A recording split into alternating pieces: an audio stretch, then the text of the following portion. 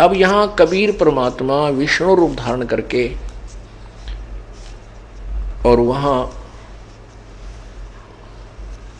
उपदेश दे रहे हैं, समझा रहे हैं कि मम भक्ता मम रूप है, मम भक्ता मम प्राण, पंडो सताए कौरवों दुर्योधन छेवमान।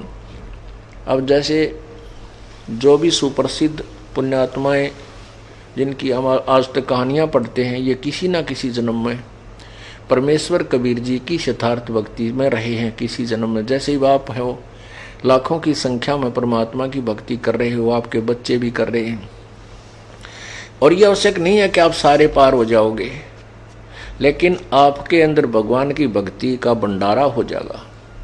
फिर ये काल आपको आपका दुरुपयोग करेगा, जो अब लापरवाही कर गया ना पार हुआ, फिर ऐसे ना जाने कितने दिन स्वर्ग में रख देगा, ना जाने कितने दिन फिर जो ना देवता बना देगा, फिर राजा, फिर नीचे पृथ्वी पे पटक देगा, वहां राजा बना देगा, आपकी कमाई को बर्बाद करवा देगा। अब वो उस आत्मा को और ज्यादा परेशान करता है, ज्यादा भ्रमित करके रखता है, जो कभी परमेश्वर के चरणों में ऐसे भक्ति में जुड़ी है। और परमात्मा कबीर जी उन आत्माओं के साथ अपने वचन अनुसार कि जो जन हमरी शरण है ताका हूं मैं दास, गेल गेल लाग्या फिरूं जब तक धरती आकाश। वो अपने इस वचन के आधार पर, अपने उस गुण के आधार से उन पुण्यात्माओं के साथ रहता है। अब दुर्वासा भी तो उसी परमात्मा की आत्मा था। किसी जन्म में उसने सतभक्ति की है, फिर आगे चल के वो अन्य साधना ढले ढोने लग गया, सिद्धियां प्राप्त कर ली, साथ में वो परमात्मा वाली भक्ति भी उसके साथ थी। ऐसे ये सिद्धियां आदि तुरंत उनके अंदर प्रफुल्लित हो जाया करती थी। अब क्या बताते हैं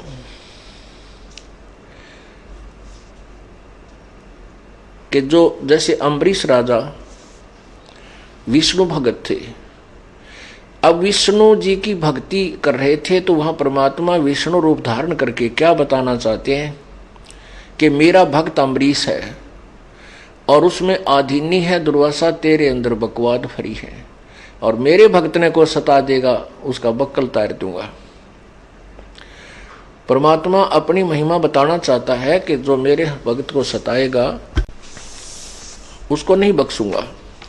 अब पुण्यात्मा, इसमें एक बहुत बड़ा नियम है प्रभु का कि सबसे ज्यादा हमें अधीन रहना होगा। आप दो भक्त हैं, दोनों ने उपदेश ले रखा है, और तुम आपस में झगड़ा करते हो और एक भक्त कुछ नहीं कहता, दूसरा उसको नाजायज परेशान करने की चेष्टा करता है, तो परमात्मा उस जो भक्त की रक्षा करेगा। और वो भी बेशक भक्त है, जो बेमतलब बकवाद करके दूसरे को तंग कर रहा है भक्त को, तो उसको हानि पहुंचाएगा, जबकि दोनों भक्त ही है। तो इन नियमों को तोड़ने से भी परमात्मा हमारे से दूर होता है और हम अभगत बन जाते हैं। अब क्या बताते हैं,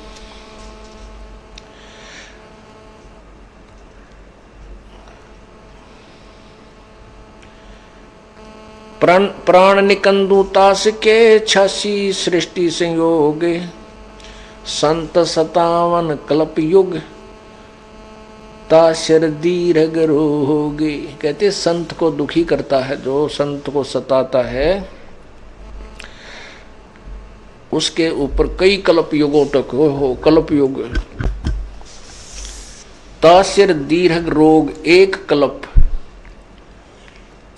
कितना होता है?